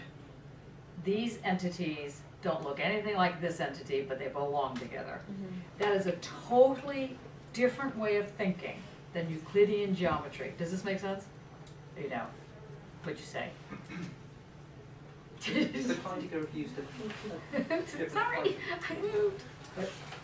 Sorry, Simon. just wondering if Heidegger couldn't have expressed it better by not using Yeah. I think he could have expressed it better, but sadly, he didn't. Now, So identity and difference then. So we're saying that identity is difference. Is the same as A is A. Yeah? but obviously identity is slightly Difference different than within the is. difference because it's also dealing with absolute sameness. But all of that sits inside the is. Yes, but something- It's not residing in the A and the A. The A and the A is just small b being and big B being. Yes, So the is kind of, it's jostling. the is transitive in that sense. Yeah. The is this techna grasp. Yeah, Small b being and big B being are both on both sides of the A, aren't they? yeah. So they're both A. Well, they're interchangeable, but they're not necessarily on the same side. Because if they're on the same side, then one's collapsed. Now what happened, okay. Do you have a question? And how you feel? I don't believe you. Are you sure? I'm sure. Do you have a question? No. I do have a question you can articulate. Okay. Good night. Would you like to have a question that you can articulate? Okay. Does it have anything to do with diffraction? Oh, No. yes. So, But don't go to diffraction yet. We've got to just try and stay with Heidegger. How'd you know it had something to do with diffraction? because it was something that was said in that other text about the way that waves cross over and. Good. I just, That's important. You sure you don't have anything to say, Charlotte? You're like going to be very quiet here. Yeah, I'm not going to want to say anything. Okay. I'm just trying to get you guys to, it is both very complex, and that's why your head is hurting, and also not complex. So what really is at issue here is how can you think simultaneity? How do you actually think things at the same time? If you're going to be in a Newtonian world, then, as you know, in a Newtonian world, you can't be in two places at the same time. Two different objects can't occupy the same place at the same time. This is one of the most important laws of Newtonian physics. Because if two things do occupy the same place at the same time, you're going to have a car crash. But in Heidegger, not to mention art, not only can two things operate at the same time in the same place, that's what happens. That is how speaking and attunement work. They are jostling and not up next to each other. They're literally doing something other than intermingling. That's why I was catching up on the intersectionality. That's why I worry about that term in this context. Because there's not like there's edges to these segments and they're just sort of sitting like this. Otherwise you'd still have Newtonian physics. You'd still have scenarios that are able to maintain some kind of closed enframing. What Heidegger is talking about is something much more poetic. He's trying to talk about how does this field get established so that things belong and are still able to stay separate. And this diffraction is very important in this. And in fact, I talk about diffraction in my talk on next Wednesday. So I was wondering where you saw it. Okay, can we turn to, are you ready to turn to the different section of Heidegger, or do you want to continue? Because we still haven't gotten to the argument. We almost got to the argument. So if you were to write the argument of identity and difference, you'd start with the problem of the is. You'd start with the problem of how is this complicated, heterogeneic thing that you can inhabit. And how do you inhabit it? Through this relationship of attunement and speaking. But you know, when an object speaks to you, are you actually hearing it? Is it reciting Puccini or something? No. So when something is speaking to you, when you feel that connection, and an object speaks to you, I mean, I'm thinking, Sarah, in your work where the paper speaks to you, where you touch that paper and you listen. It's not even that you're feeling it, you're actually listening. What is that paper saying to you? You become attuned. It's the first act. Without that, the work can't proceed. Would you say that's true? Okay. This And is, it operates as a dwelling. and it operates as a dwelling, absolutely. It's funny because as complicated as Heidegger is, artists usually understand it so much better and so much faster than philosophers, than people who are not doing any art, because in philosophy there's always a tendency to try and make it logically fit. But if you just allow the body to start making its way forward, it's the body that is, it's the practice that leads you into thinking. And Heidegger's going to go further in his work on thinking, called On Thinking. It's the practice that gets you thinking, not thought. Thought without the practice won't work. And he's going to go further and say practice is thought. That is what that is. It's not like thought on the one hand and practice on the other. That's why the division between, in that sense, philosophy and art is ludicrous. If you understand that when you touch this paper, you think, ew, I'm not going to be able to work on this because it got the wrong feel. It's saying something to you. Leave me alone. Or capitalism. It's saying something that other papers are not saying. And you know because you're becoming attuned to it. Do you want to explain it a little bit more? What's the process that you go through? Like you pick up a pencil, or how do you begin? Yeah, so the moment the pencil touches the paper is that moment Attunement. of attunement, where the dwelling So begins. so important. So we've now, we, meaning the royal we, has explained this attunement as like in stages. But Sarah, in one phrase, has explained the whole of identity difference, because you pick up the pencil, you put it on the paper, and what happens? That's the is. That's the is, it's the attunement, it's the speaking, and it happens all at the same moment. There aren't like 22 different. There's a simultaneity. It's the simultaneity and the duration happening at the same time. And that is creepy. You need to try and feel what is happening here in terms of just don't worry about the subject, don't worry about the object, don't worry about any of that stuff. Just worry about how your body is responding to the materiality of whatever it is you're dealing with. That connection. And this is where he starts to talk about belonging. And belonging is the step onto this ladder, this entity called identity. For so long, I'm not sure, Craig, if you're still involved with it. Did I call Craig or Arch? Arch. Sorry. But I was very much involved with, and still involved with, gay politics and feminism and all the rest of this kind of stuff. But in inventing who we were as women, for example, at one point, the trajectory, what was fascinating was how crazy that got. Because first of all, I came from the States and I lived for a while in Canada. Even that, believe it or not, was a big difference than living in, then when I came to England, which I thought was like radically, progressive, only to find out they hadn't left the 50s. I was like completely shocked. When it came to females, the female scenario was always, ladies.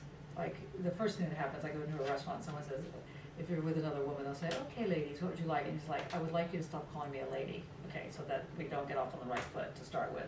I was with a friend the other day, I did this, and she was so embarrassed. She was like, what's wrong with being a lady? Everything. You know, so again, this all started, you know, it's like, I was like, you know, would you call a man a lady? And the waiter's like, no. So, okay, all right, that didn't come out right, but you know what I mean. No, I don't know what you mean. What would you like to eat? Nothing. We're leaving. Okay, you know, so obviously difficult. You know, a woman wearing boots, trousers, you know, the usual, you know, identity signifiers, not that long ago, and in some places still have problems. I went to a club the other day, a couple months ago, and I had boots on, not like this, they were more, you know, dyke. And of course all the women that were in there had on high heels, and the maitre d' came over to me and said, you know, your shoes. I was like, yeah. She says, well, they're not right. What do you mean they're not right? You know, One is, another one is left. that's right. No, they're not right. You can't come in here. And the person I was with said, oh, but she broke her back. She needs to wear these kind of shoes. It's like, excuse me? Like, I did break my back, and this guy was like, oh, see, she broke her back. That's why she has those shoes on. I have those shoes on. He was like, pulled me in.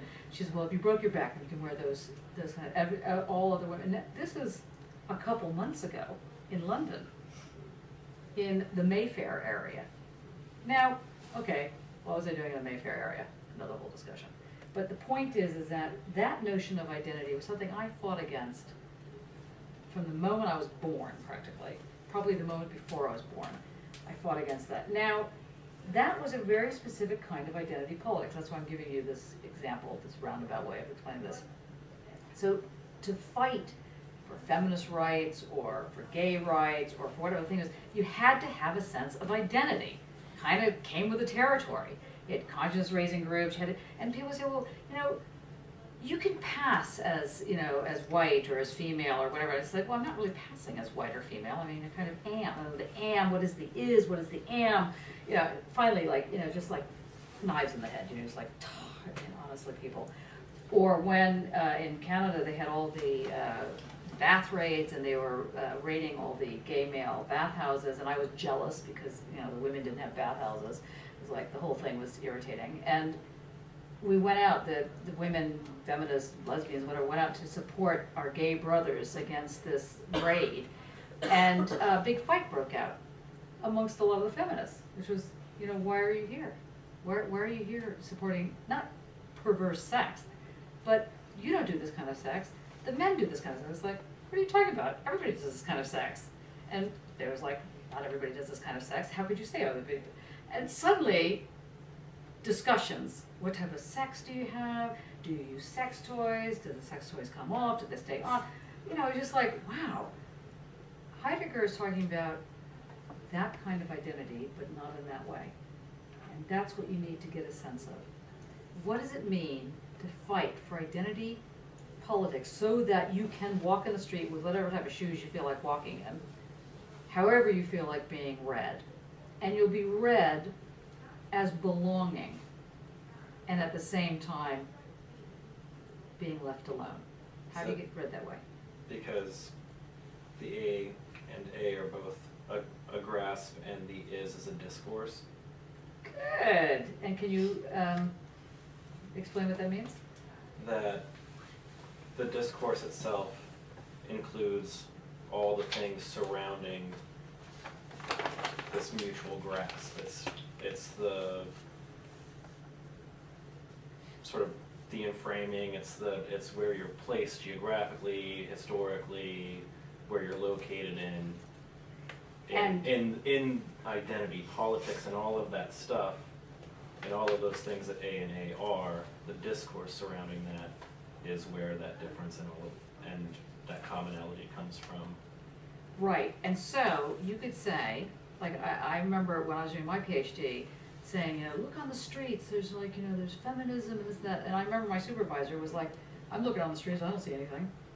I don't see what you're talking about, you know, it's like, it looks the same to me, I don't see anybody, you know, taking over the streets, and it's like, you know, what are you talking about, you know, the revolution happening everywhere, and it was anyway, obviously, it's like, growing up. But anyway, there's a thing that is the discourse that we moved on to. I want to do some going through the text so you can see where this fits. But that's the third and last little part of the puzzle. This thing called the discourse, which then Foucault takes up, Derrida takes up, Lyotard takes up, they all take it up, coming from this moment of the discussion between identity and difference. The discourse is everywhere, but you can't see it, you can't feel it, except you can see it, and you can feel it, except you really can't see it. So you end up sounding like a complete lunatic. If you go into a store and you want to buy something, and let's say you're a person of color, and you walk into the, some place that is not happy about having people of color around, Marks and Spencer. for example, you will have a problem. Often you can't point out what the problem is because it's very subtle. And anybody that's not speaking the language that comes in and does a different cultural moment immediately knows about this. You can't see it, you can't feel it, but it's there. Lyotard calls this a differend, D-I-F-F-E-R-E-N-D. It's the silencing. It's a quiet silencing. We'll learn about this more. But it's part of this thing where when there's racism or homophobia or sexism or whatever the various isms are, there's this thing that happens and you get caught up in it. You get caught in a discourse. And you're not grasping it, and you're not grasping it. You're caught in it, and you're silenced. And that's the different. Now what Heidegger starts to develop is how this, it's developed further by, like I said, Lyotard and all these other people, is he starts to show how the discourse creates the is. So we started off with A equals A. We then realized that A is kind of heterogeneic. The other A is heterogeneic. The thing that sticks them together is heterogeneic. Then we have A and A. They sort of are these kind of whirling things that go on, but the thing that sticks them together is sort of more different than the two A's. So one is, let's say, the equal sign or the great zero. The other are the segments. And you keep playing with this. And eventually Heidegger gives up. And it's kind of an interesting, sad little story, because Heidegger, being very genius, basically says, I'm trying to get away from talking about the ground of identity. So the female, the male, the gay, the black, the Jew, the this, the that, the other thing, as these things that woman, man, shoe, whatever it is, it does not have an essence. There's no internal logic. There's nothing that exists outside of that which is the relationship that makes it so. This is how secular, how without God, without some sort of external agent that is saying who is the is, what is the is. And that Heidegger says in order to try and make this become a sustained identity, an ontic, O-N-T-I-C, an ontology, a logic of the ground. In order to make something ground, give it, to connect it so that it becomes an is, a solid, forthright is that exists today and tomorrow, in moment one and moment two. In order for this to happen, there has to be a way to sort of pin it to something. Otherwise you're like a little balloon, you kind of float away. So you gotta, sort of stick it to something. If a surface is not stuck to a structure, what happens to the surface? It kind of floats away. So Heidegger fought his whole life to come up with a logic that would break away with break away from God, break away from Hegel. And he couldn't do it. And what was really interesting is that he says, if I can't do it, it's not doable. But you gotta love him for that. It's fantastic. Talk about, I'm a genius, and if I, the genius, could think of it, it's obviously not doable. So following what Arch is saying here, you have a discourse, A, dot sign, little a, entity brought together, or they could be the same size A if that's throwing you, anyway, they're brought together, and this is, that's formed, that's the discourse. And now how do we get that discourse to be real, to be authentic, as he would call it? How do you get it to be real? And Heidegger feels that he has to situate it somehow.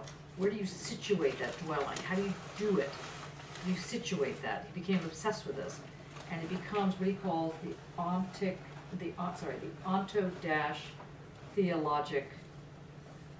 onto-theologic, because basically he moves to trying to root it. Just write this down because it's not going to make any sense to you. I'm just going to give you these words and then you will play with them later. He tries to root this A equals A into a transcendental moment, because he's trying to figure out how do you root a surface when you're trying to get away from a structure. Well, you got to get at something, so he gives it a theological spin. Derrida does the same thing. Derrida moves into pulling. You don't need to know that necessarily unless you are obsessed with this stuff. So he has said, for most of his work, we have to get out of metaphysics. I fight to get out of metaphysics. I fight to get out of the theological turn, so we're getting away from secular, and he cannot do it. And he basically says, you can't get out of metaphysics. Adorno comes back and says, told you so. And since you can't get out of metaphysics, the best way to deal with it is through the dialectic. Hence a huge fight where you have people like Foucault who push this notion of the discourse, Lyotard who think of discourse now as a libidinal band or a libidinal economy or a tensor band, which we'll get into next week, this kind of thing. They want to say, wait a second, is it possible to actually have something that becomes real without requiring a structure? And Einstein says, well, yeah, there is actually. You know, again, I go back to my E equals MC squared business. These are not the endpoints. These are the points. And they just move. So I know we've covered a lot of ground. I'm really sorry about this. We're going to maybe take a 5-second break so you can just breathe. But what is being said in this thing, so if you were to write a book review about this, you'd be thinking about how multiplicity is embedded in the is. How other, and to help you, although maybe this doesn't help you, you need to think about how your work, your actual artwork, plays around with exactly the same paths. Shall we take a 5-minute break? Is that okay? Can we do a 5-minute break? I think you need a 5-minute break. Is that all right? We're taking a 5-minute break. If you can turn to page 16 on identity of difference.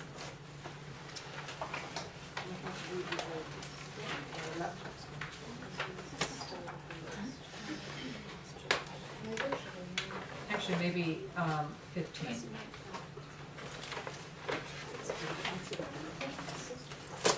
I'm probably reading it. You have a book? Okay, we need sharing moment. Sharing and caring. Just a second, I'll find where it is. Okay, share.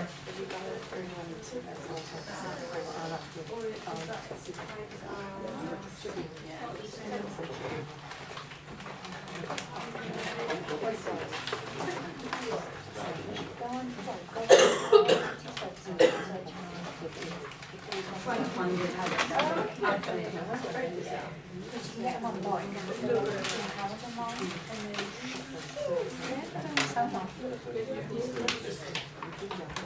I was explaining the name game.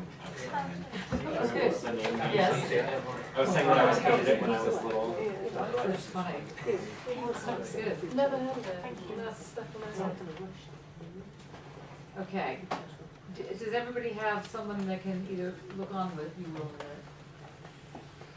does everybody have access to this? Yep. Okay. This? Slow.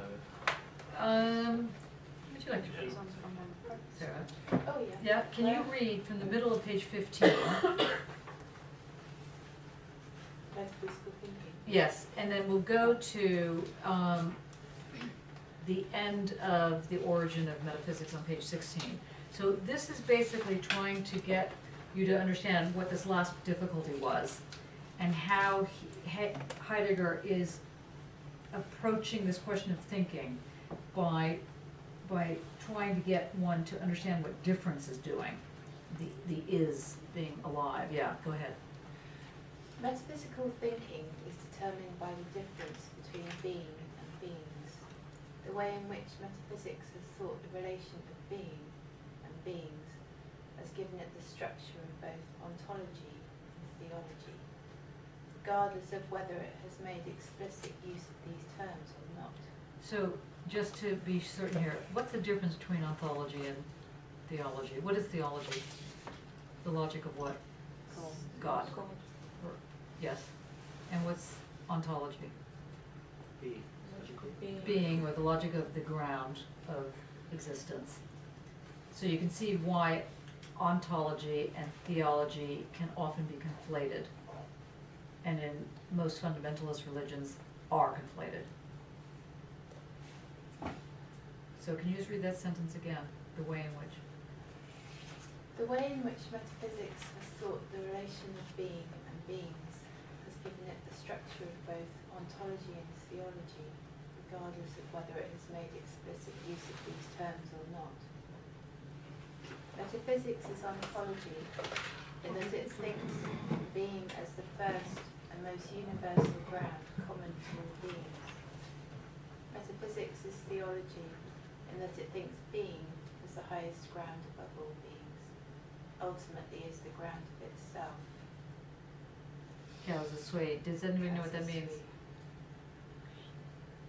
First principle, first cause. Which is the metaphysical concept of God. Okay, read that sentence again. So just the metaphysics, what does that mean to say that metaphysics is actually a theology and that it's talking about God? Can you just read that again? Metaphysics is theology in that it thinks being is the highest ground above all beings, ultimately is the ground of itself, as a sweet, which is the metaphysical concept of God. Metaphysics. That's God whistling in the background. Yes. Metaphysics is thus, in its very nature, ontotheologic. Okay, what does that mean? Does anyone want to take a running leap at that?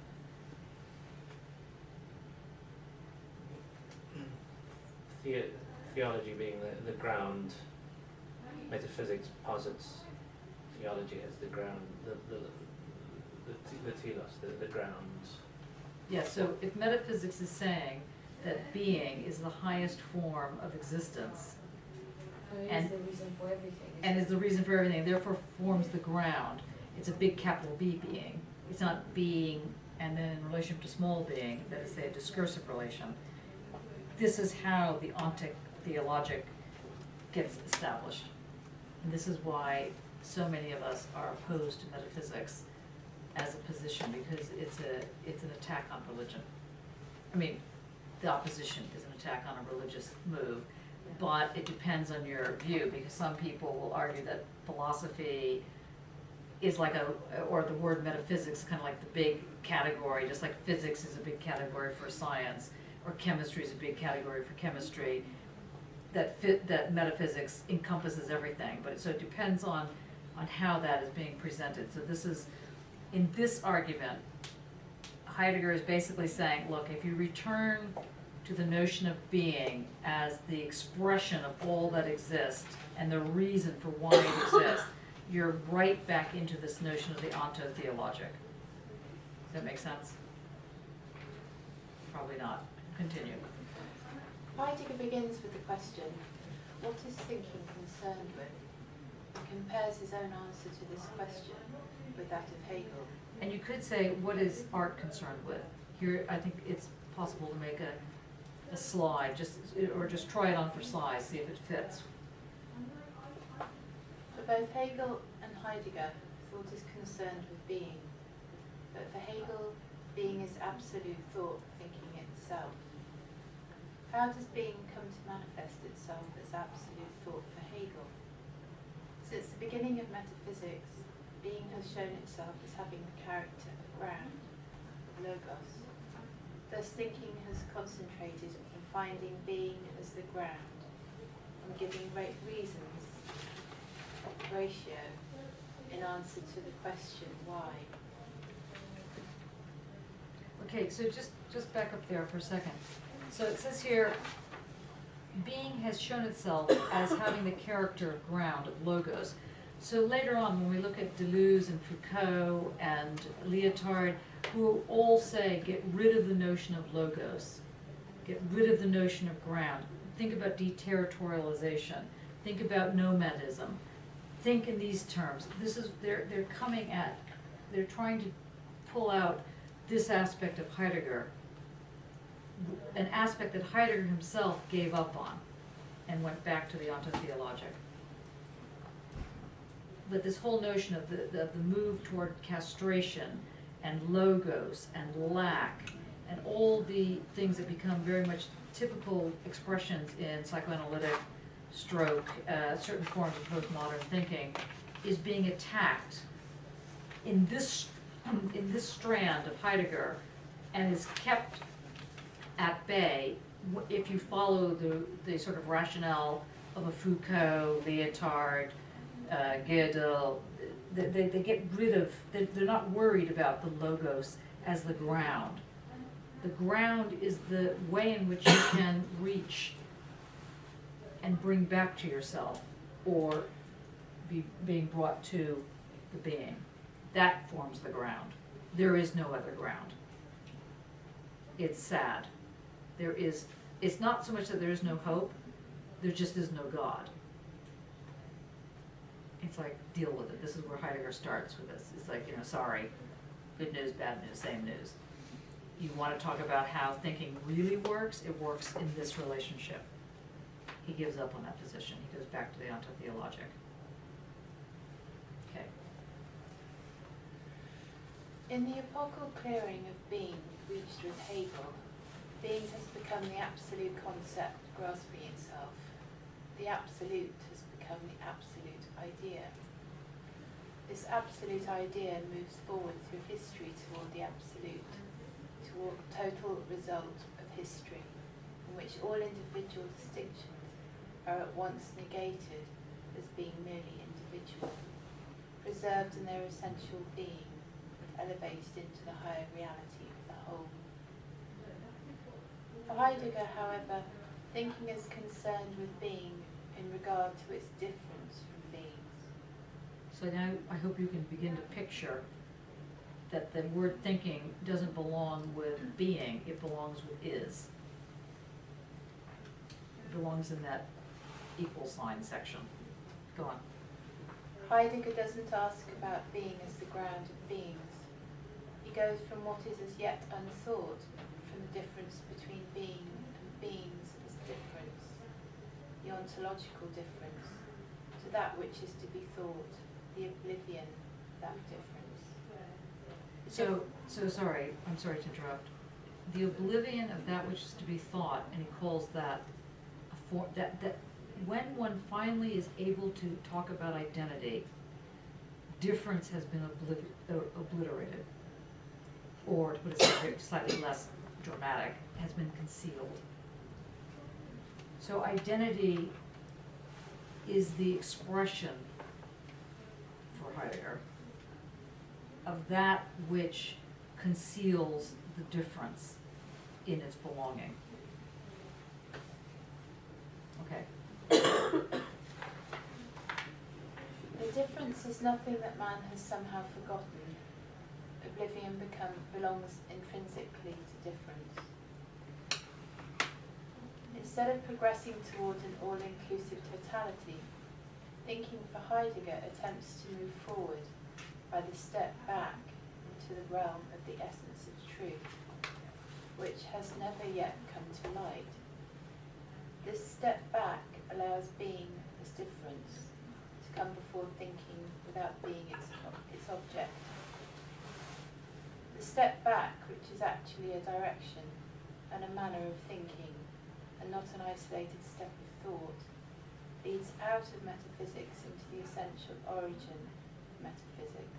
Okay, does that just sound like, you know, blah, blah, blah, blah, blah, or circular stuff? Yeah. So, I'm gonna pick on you, Sarah, because I know that you're worked. Happy, aren't you now? Think about, has everybody seen Sarah's work? No, yes? Most of people have seen it. When you are, can you identify a moment when you're doing your work where you would say that there is an unthought moment that comes into play? And when is that happening? I mean, not that you can actually, you know, at 4:15. When does that happen in your work? The thought comes after the line. So you draw a line. And then the thought happens.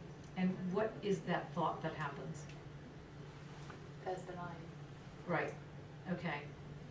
See, we're all sounding like Heidegger now. A is A. We nod sagely. Okay. Instead of progressing toward an all-inclusive totality, thinking for Heidegger attempts to move forward by draw the line, take a look at it. That's your step back. In stepping back from the line that you've now looked at, in this stepping back, in order to make the thing become it is, you need to somehow step back from it. By which I don't mean get a distance. It's not critical distance. It's you literally have to step out of it in order to make it happen. If you don't step out of it, if you're still too in it, no thinking can take place. Is that making sense to you? And to see it. You have to see, that's right, you have to see it, be attuned with it, hear it, speak to you. Okay, that's all that's going on in this work of art. Instead of progressing toward an all-inclusive totality where you're just sitting there thinking with your finger on your forehead going, oh yes, very interesting. Thinking for Heidegger attempts to move forward by stepping back into the realm of that which isn't yet happening. You're in this other, you're not in a normal realm. You're not in the realm of actually thinking, well, if I make it blue, it'll go that way, and if I make it red, it'll go that way. There is no thought that happens like that. It's a weird form of thinking. I mean, it's not like you start drooling and you're now, you know, going into some kind of really crazy headspace. Well, maybe, but probably not. In fact, what's happening is that you're concentrating. Literally, you're making it focused. So the step back allows you to create a moment where a different form of thinking is actually the thought that's taking place. And that thought is what Heidegger is calling thinking, which requires attunement. And attunement requires the discourse. It has nothing to do with the logic. It has nothing to do with castration, lack, identity in the kind of traditional senses of the word. It simply has to do with this movement that's going on of creating a clearing. And this is what he's getting at here. So it does sound very, you know, like circular, but it's actually not as circular as it might sound, in the sense that he's saying, instead of progressing toward an all-inclusive totality, thinking for Heidegger attempts to move forward by the step back into the realm of, forget about the essence of truth, but just say, into the realm of this piece of work, this artwork that is not yet alive. It has not yet come to light. That gives you a sense of duration. The step back is understanding how time enters the picture here. You need time to do this. You need time. You need to be slow. You need to allow yourself to be able to step back. And who has time for that? In this day and age, very few people.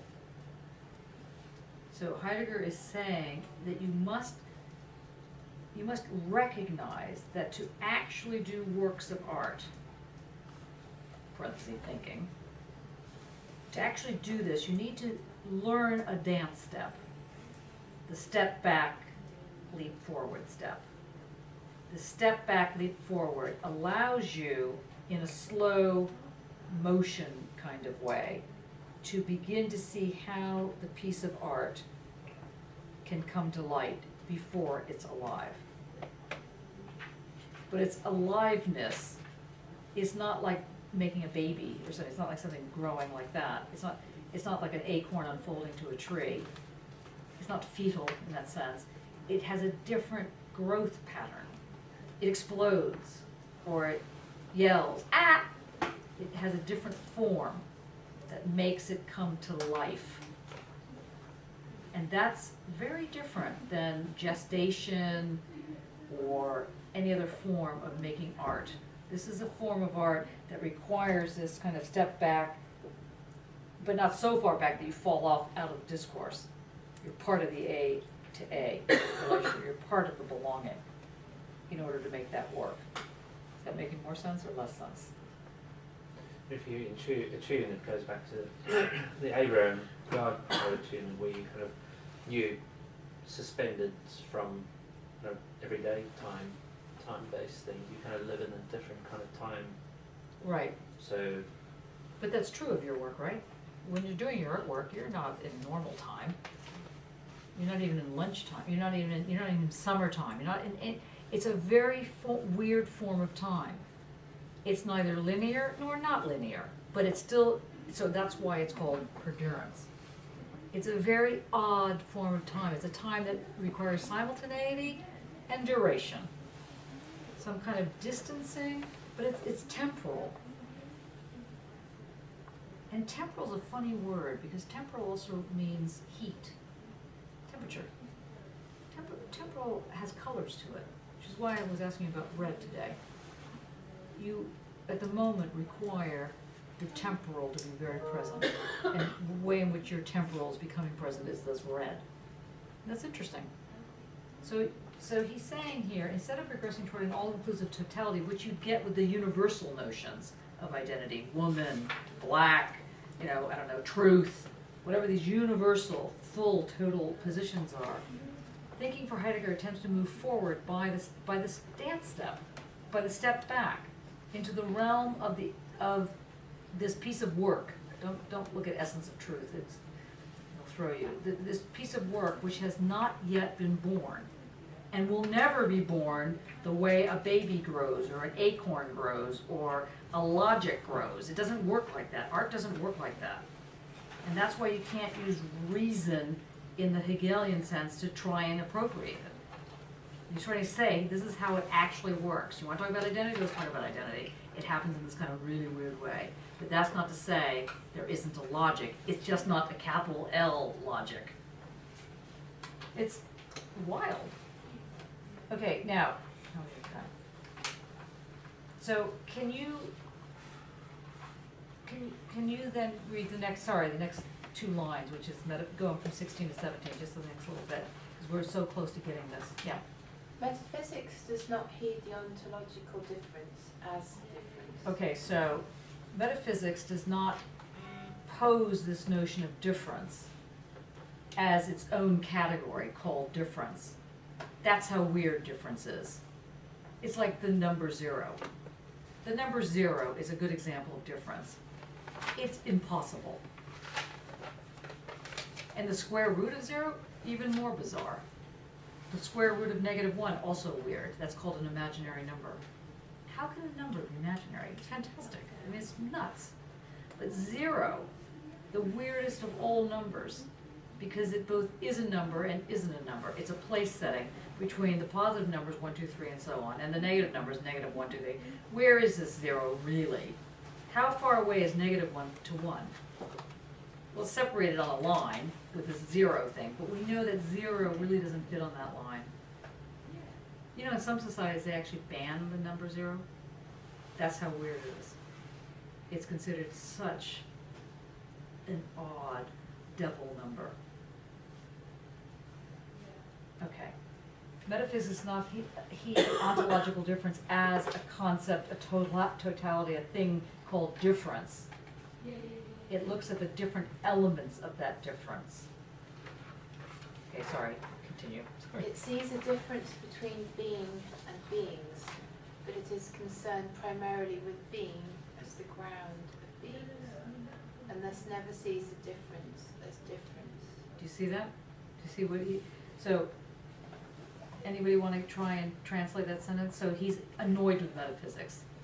He's saying metaphysics has a tendency to raise this concept of difference As the negative. as a negative, As the not. as the not, when in fact it's something much more wild. He says the reason it does this so wrongly is because it is concerned primarily with being as the main way in which you understand how life begins or has reason. Get rid of that. Because if you don't get rid of it, you will never actually understand the work of art as art. You'll only ever see it as a commodity, or as an illustration, or as a description. You won't actually see what lies before you as art, because you'll just miss it. It'll go over your head. Because the delicacy of the recipe, of this dance that he's talking about, this is what you need to understand, this weird movement of speaking and hearing, attunement. This is what forms difference, not. That's not difference. Or setting being as the ground around which you then figure everything else out. That is a very specific kind of logic, but it's not going to produce the kind of, the way in which the art will operate, or the way in which actual thinking operates in the age of technology, if you want to click it. Now, I'm going to skip this bit about the arrival and the departure and so on and so forth, because what would be fantastic, step for time, is, pardon me. Right, if you go to page 33, another fun page, you will see that this is where he begins to talk about this question of belonging. I think we did some of this last week. Right? Sorry. Where he says, thus a spring is needed in order to experience authentically the belonging together of man and being. This spring is what Stonebauer was talking about earlier, about being able to do this move, the step back and spring forward. Now, so between 33 and I think 40, yeah, here we go. Okay, between 33 and 36, he starts talking about how the framework gets established. He's trying to show how the framework can get established without putting capital B, being, as the base. The base is in fact the is. The is not mediated. It's also not mediated. It has nothing to do with mediation. It has to do with difference. And that's when he starts talking about the event of a strange, what he calls a strange kind of appropriation. The Greek logos or the Chinese Tao.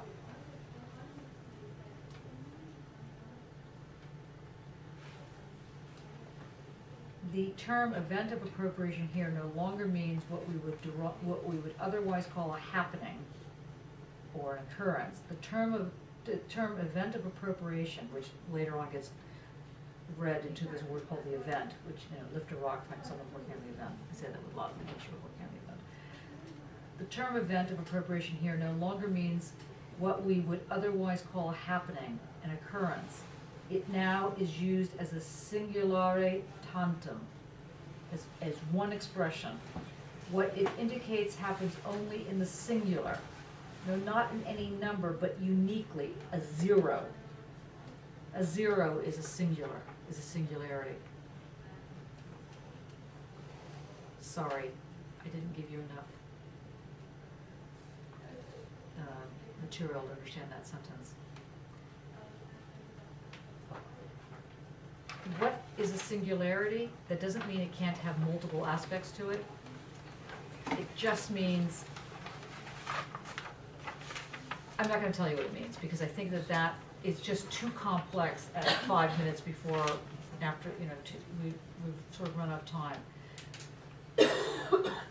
I'm sorry about that, I didn't mean to leave us on a tough one. If you can read for next week, because then we're gonna get into the tensor next week as well. This question, just try and think to yourself, what is the difference between multiplicity and singularity if we're no longer talking about a lot and a little?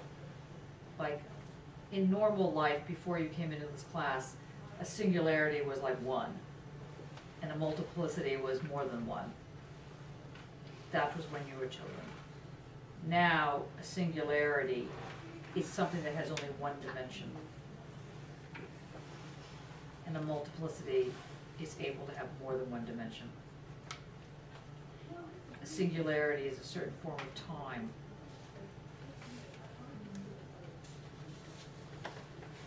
It's annoying, a singularity. A singularum tantum, tantare, that he's talking about there, tantum, is an event of appropriation that completely alters the path of the event. An event of appropriation in political terms could be, for example, let's say 9/11. 9/11 is obviously an event. Bombs drop, plane goes into, not bombs, the planes go into the towers. But the event of appropriation is the moment that history changed. Now, that history changed, not literally when the planes went into the towers, but you might want to make that out as an argument. It was a singular moment that politically had ramifications. You'll be able to think of other events that you're going in one direction, then you're going in another direction. Something completely changes, and there's no going back. There's only one direction. That's a singularity. You know, one direction. You can't go back. And what's interesting about that is that there is a direction, and you can only go in that one. Now, you might be able to change it or eventually go back, but at that moment, it's one direction, one vector, one arrow of time. Okay, we're going to have to leave it there. I'm so sorry that I have to leave it in this kind of like strange way. Reading? Next week there should be just the rest of difference, and we'll move on to Leotard's tensor. Because what we're going to move with this is on what it means to be intense and have intensity and energy and a tensor band. Sorry.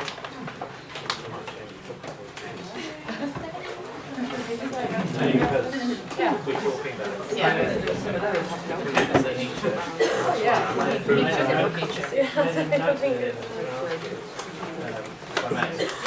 Yeah. You were reading That's right. Yeah. Is that the, It's not the same. How are you doing? I can see